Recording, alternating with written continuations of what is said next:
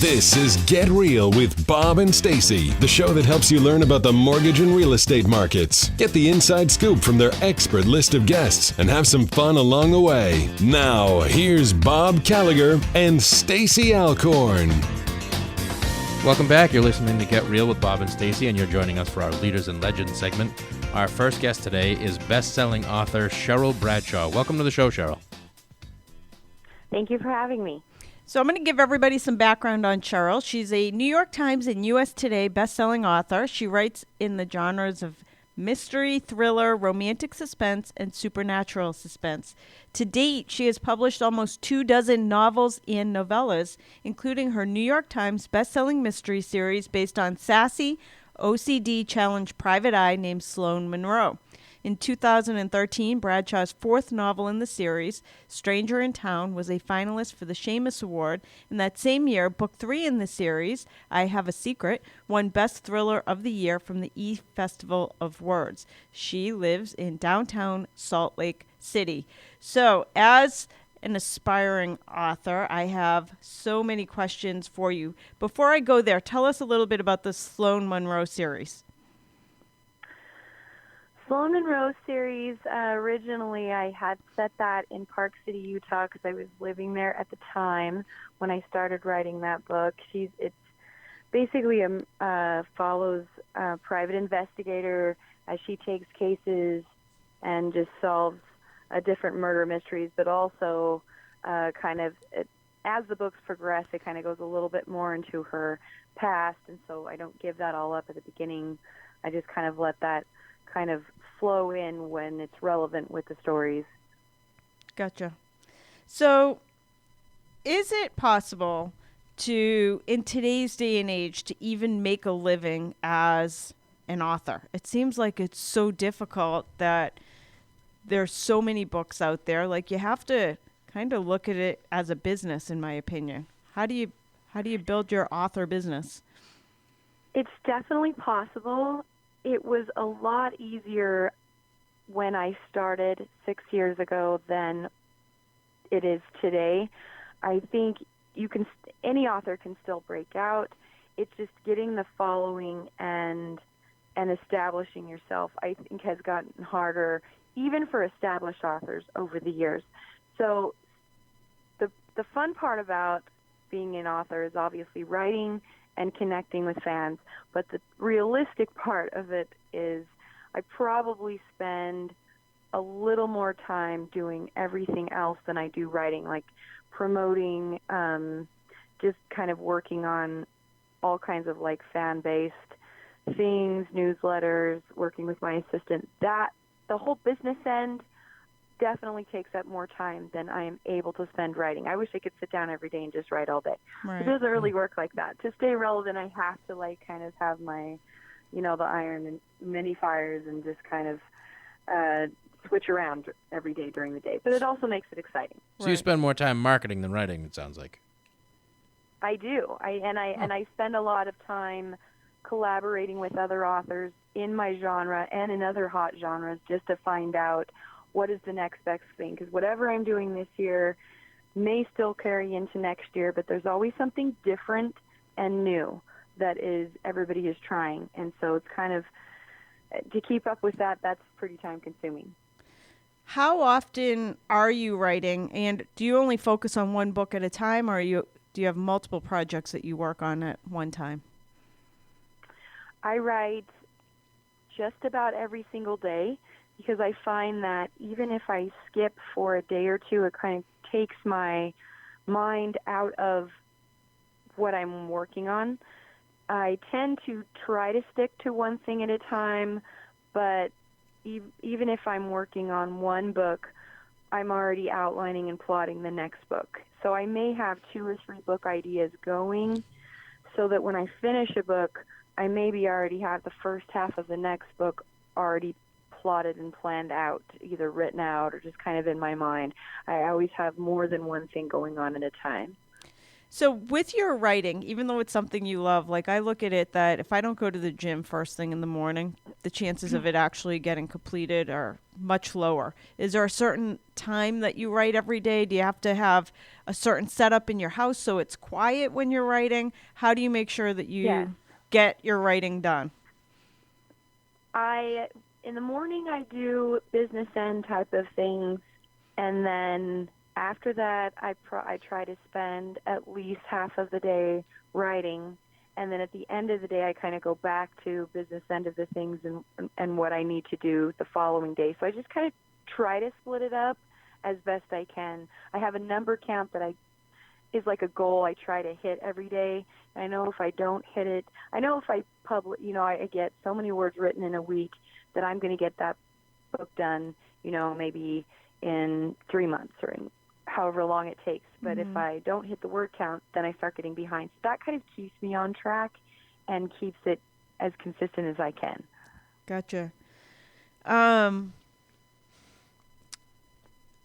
am going to guess, are you a passionate reader? Do you read a lot? I do read a lot. And who are your favorite authors? I think my favorite authors are Agatha Christie. I own almost every single one of her books that she's ever written. Wow. I've read every book that she's ever written. I like Robert B. Parker, who passed maybe 4 or 5 years back. And I like probably newer Blake Crouch. He has a new series out, and he did the Wayward Pine series. He was more of like in the indie author publishing era when I first started, and so it's kind of exciting to see people break out. He has a new show on now called Good Behavior or Bad Behavior, one of those, and it's kind of fascinating. Every author that I read or am interested in brings something different to the table that I can learn from, and I love that. That's a good way to look at it. And do you find, because I write literally every day for a different reason because I'm writing articles, but I find that my voice changes based on who I'm reading. Like it kind of influences the way I write. Do you find that? Yeah, it totally does. I just sent a book I'm almost finished with to my editing team, and the senior editor wrote me back and said, "This is good, but it sounds a lot different. Is something different? You're trying a new style?" And I think it's just things do evolve and change, even in what I'm writing about. Right. I happen to be writing something that I could be co-writing with a very big name author. He asked me to write something and submit it, and I think that maybe gave me a little bit of additional pressure. And so I think I overthought it, and as a result my tone changed a little bit. So I loved hearing that, because I went back, and it still sounds like me, but I just went back and kind of made sure it was more consistent to like what I normally publish, which is what my fans fell in love with in the first place. Gotcha. I just kind of went back to the original way that I do things. Did you go to school to be a writer? I did. I took every writing class I could take in college. I think that writing is either there or it isn't. I think that the talent for it, it's so much more than that. Like James Patterson is a perfect example of that. He has both the talent and he has the business end down. I mean, and that is really obvious to see. So I think being a writer encompasses a lot more than just learning the skill of writing. You have to learn to keep yourself relevant in the business and all that kind of thing. But I do think that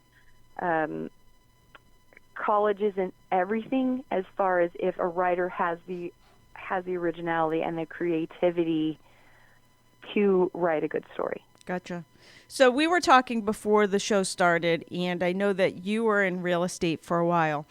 For somebody that's listening and is in a traditional job of some sort, whether it be real estate or sitting behind a desk, like back then, how did you work on your first books when you had another career? Like, how did you find time to do both?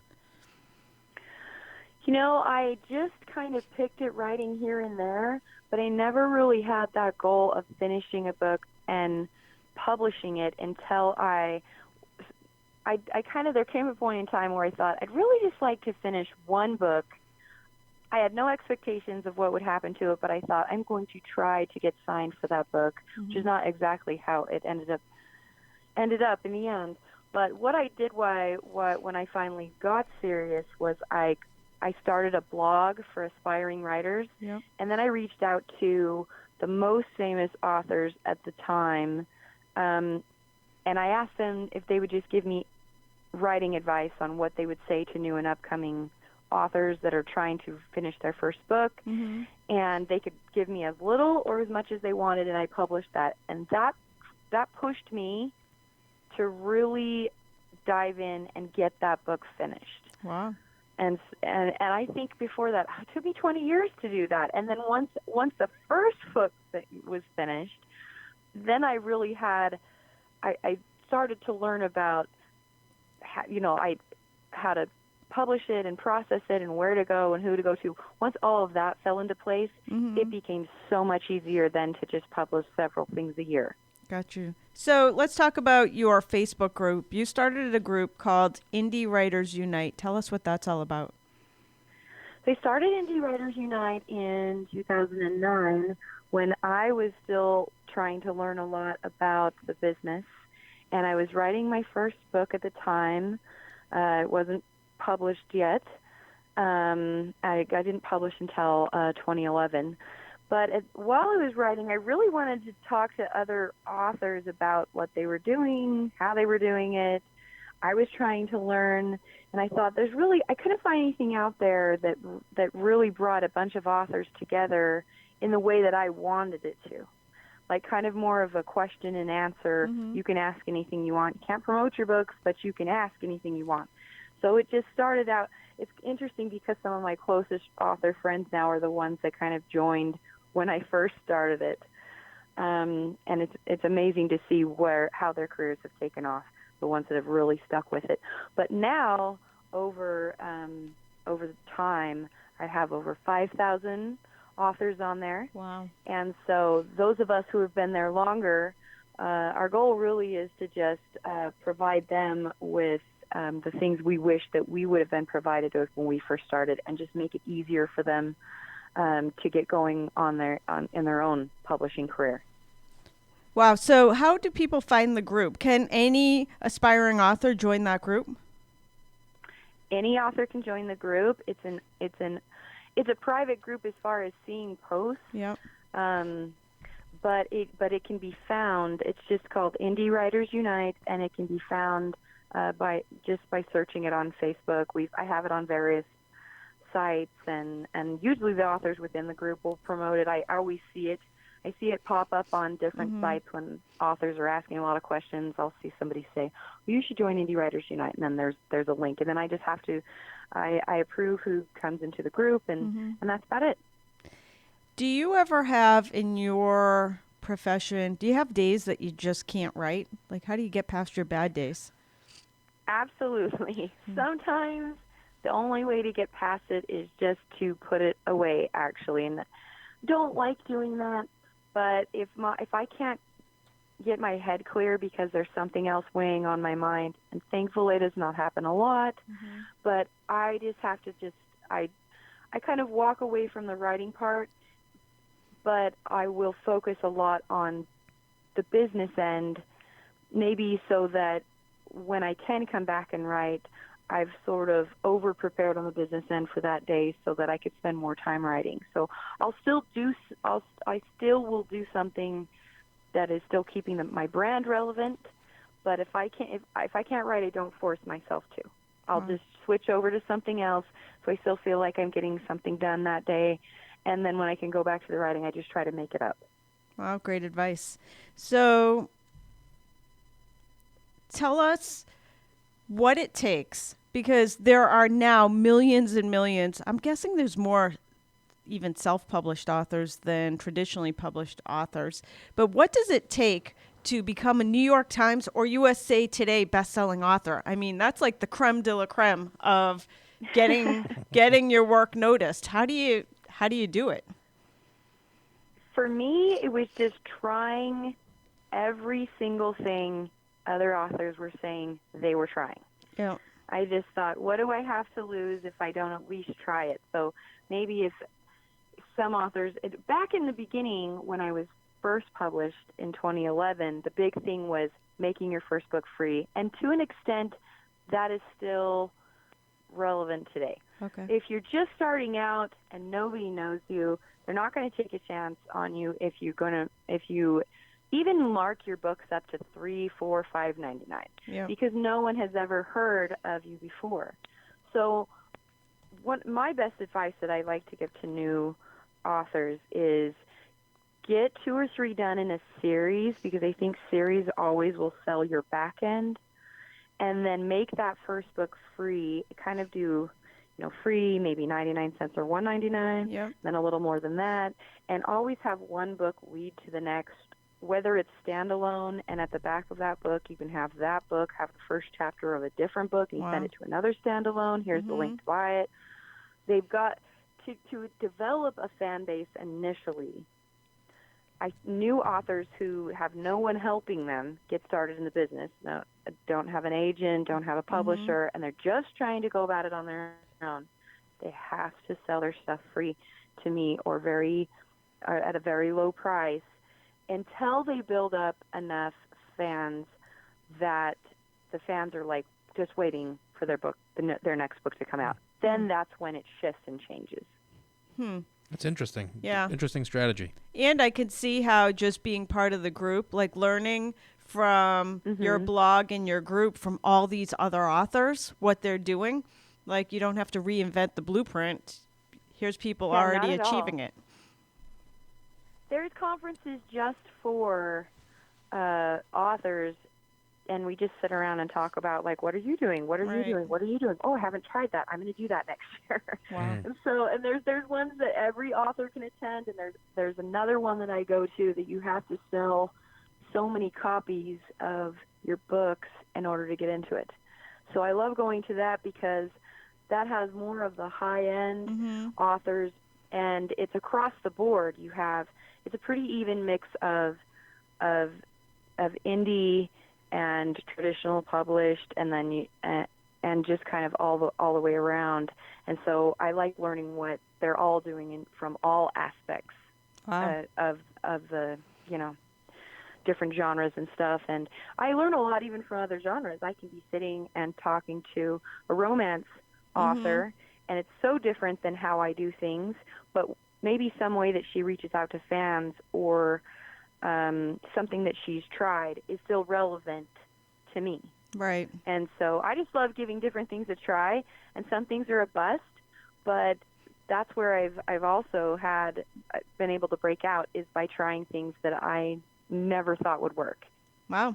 Amazing stuff. Excellent. Our time is up, but for anybody listening who is considering writing a book or is working on your first book, or even if you're already published, check out Cheryl's book.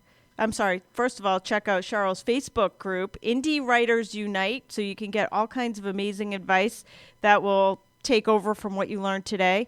And don't forget to check out her Sloane Monroe series. She has a new book coming out, 2017, called Gone Daddy Gone. And this is Cheryl Bradshaw. Thank you for joining us today. Thanks, Cheryl. Thank you so much. We're going to take a quick commercial break. We'll be back with more Get Real after this.